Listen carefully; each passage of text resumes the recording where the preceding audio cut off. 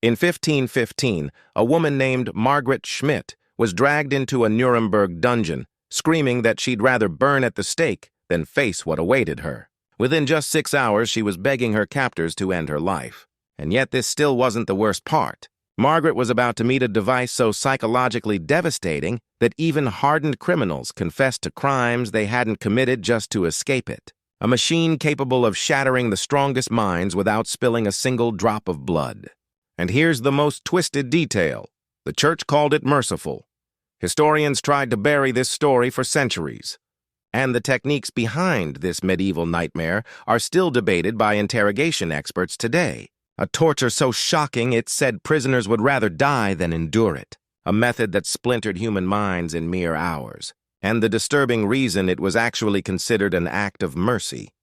To understand the true horror of this machine, picture medieval Europe in the 15th and 16th centuries. Justice wasn't about rehabilitation. It was about extracting confessions, and the church and state had perfected the grim art of enhanced interrogation. But here's what few people realize. By this time, torturers had discovered something far more effective than snapping bones or searing flesh. They'd learned that the human mind was more fragile than the body itself.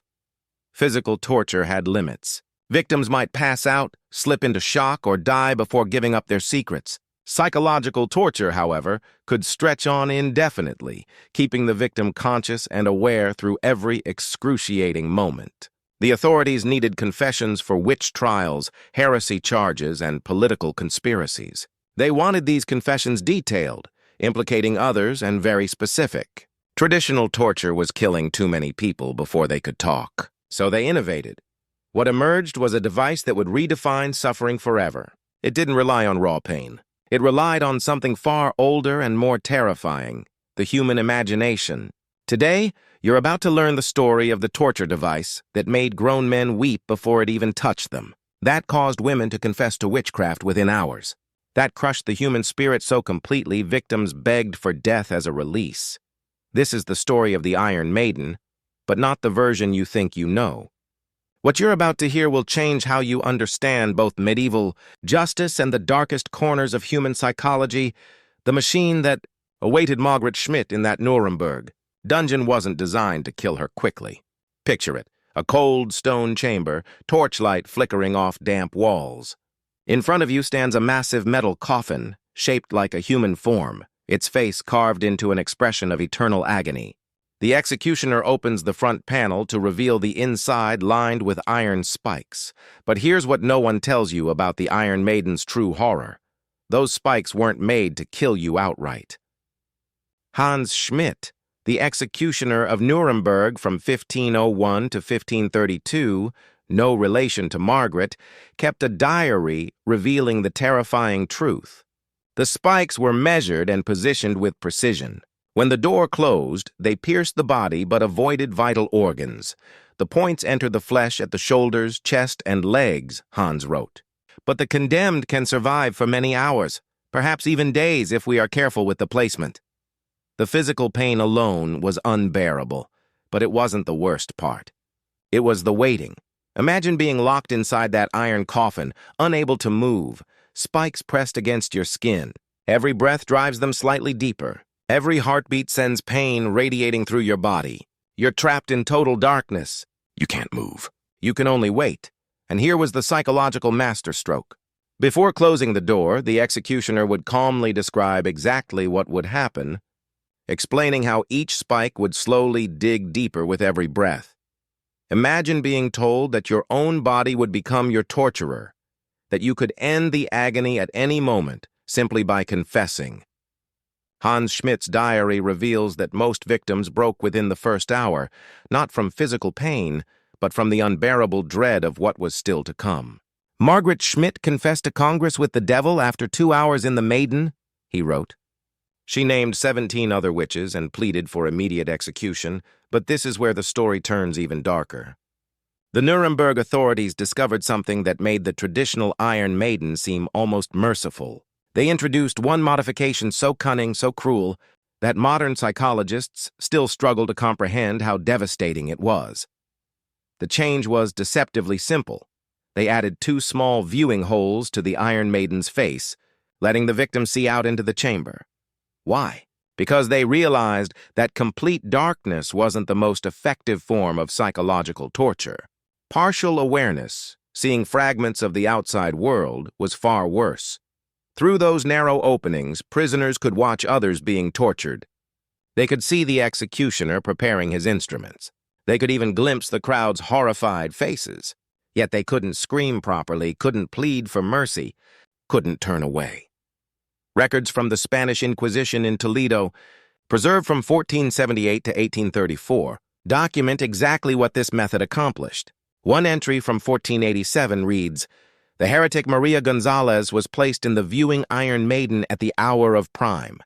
By the hour of terce, she had confessed to heretical practices. By the hour of sext, she had provided the names of her accomplices. By evening prayer, she begged the guards to end her torment by any means necessary."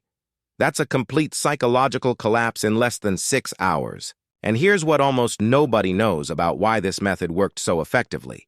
It exploited a basic flaw in human psychology that modern neuroscience now calls learned helplessness. When you can see but can't act, when you can witness horror but can't intervene, the brain begins to shut down in despair. You don't just become a prisoner of the device, you become a prisoner of your own mind.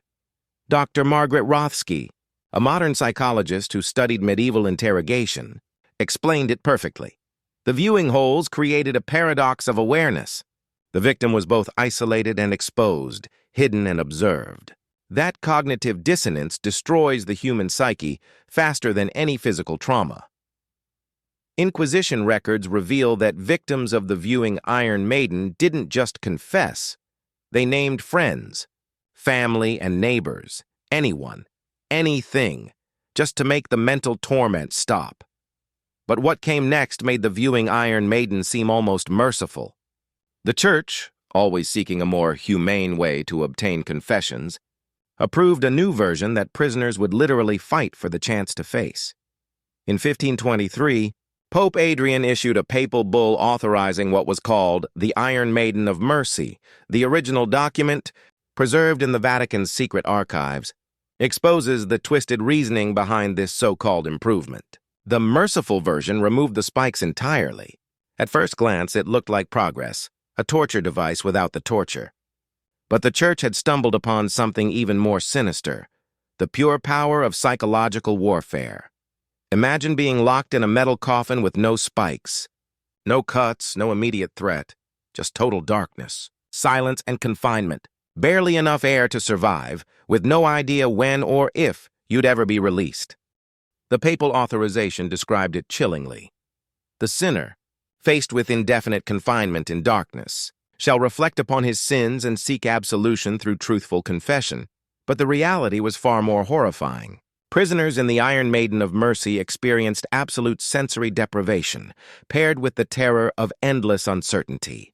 Brother Francesco de Marco, a Roman monk tasked with administering the device, kept detailed journals of its effects. He described how victims began hallucinating within hours, seeing demons, hearing voices, even speaking to the dead. Lorenzo Medici, accused of heresy, was placed in the Maiden of Mercy at dawn, de Marco wrote. By midday he was weeping. By evening he spoke to his dead mother. By dawn he confessed to witchcraft, though there was no evidence of such practices. The most disturbing detail? Prisoners who had endured both versions of the iron Maiden would later beg to be returned to the spiked one just to escape the unbearable madness of the merciful machine. The pain of the spikes is nothing compared to the pain of the mind, wrote one prisoner in a letter smuggled from a papal dungeon.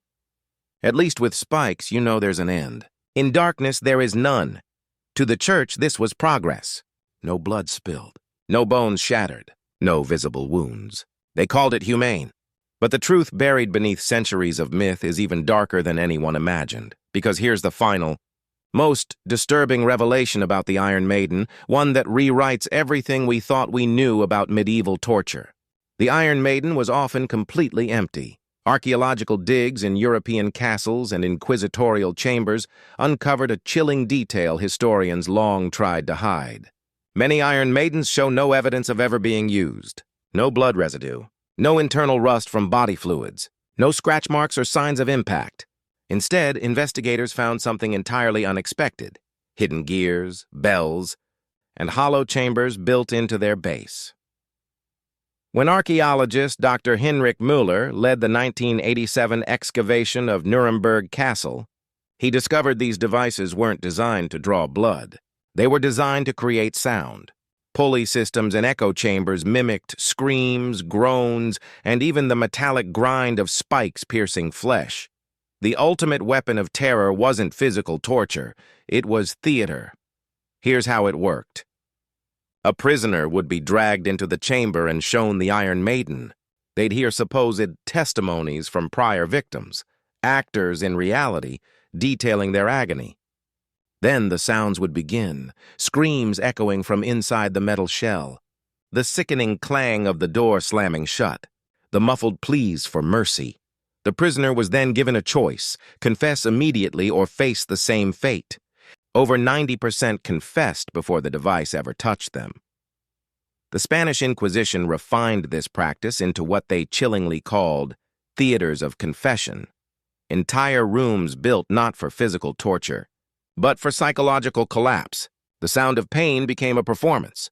The illusion of death replaced actual execution. It was a system built to destroy the mind long before the body was ever harmed. This discovery reshaped historians' understanding of medieval justice. What we once saw as an age of barbaric cruelty was, in truth, an era of psychological engineering. These weren't mere torturers. They were the first architects of psychological warfare, and the influence didn't end there. The principles behind the Iron Maiden's terror evolved into the foundation of modern interrogation techniques: the good cop, bad cop routine, the manipulation of fear, the creation of false scenarios to force compliance. Military psychologists in World War II and the Cold War later studied medieval records of devices like the Iron Maiden to refine their own methods of extracting intelligence without physical harm. Even today, echoes of this thinking persist in counterterrorism interrogations and criminal investigations. But perhaps the most horrific consequence of all was what those false confessions led to. The theater of the Iron Maiden became the backbone of the European witch trials. Thousands were executed based on words coerced through pure psychological illusion. The device that was meant to expose truth instead created elaborate lies. It turned entire villages into instruments of paranoia. Families accused each other. Communities tore themselves apart. By the late 1500s, the Iron Maiden vanished from torture chambers, not because it was outlawed, but because authorities finally realized what it produced wasn't truth but chaos. The confessions it extracted were worthless for real justice. Yet its legacy never died. The Iron Maiden changed humanity's understanding of suffering itself. It revealed that the human mind is far more fragile than the flesh, and that the most devastating torture leaves no visible scars. Transformed confession from a sacred act of conscience into a product of manipulation. It showed that fear can be manufactured, guilt implanted, and truth rewritten by those who control the narrative. And those lessons still haunt us today. False confessions remain one of the leading causes of wrongful convictions. Modern interrogation rooms are built on the same psychological foundations perfected 5 centuries ago. The Iron Maiden may be gone, but its shadow still looms in our justice systems, in the methods we justify, and in the fragile line that separates persuasion from coercion. So here's the question that lingers like an echo from that dark chamber. If fear and suggestion can create confessions so easily, how can we ever be certain that any confession is truly voluntary?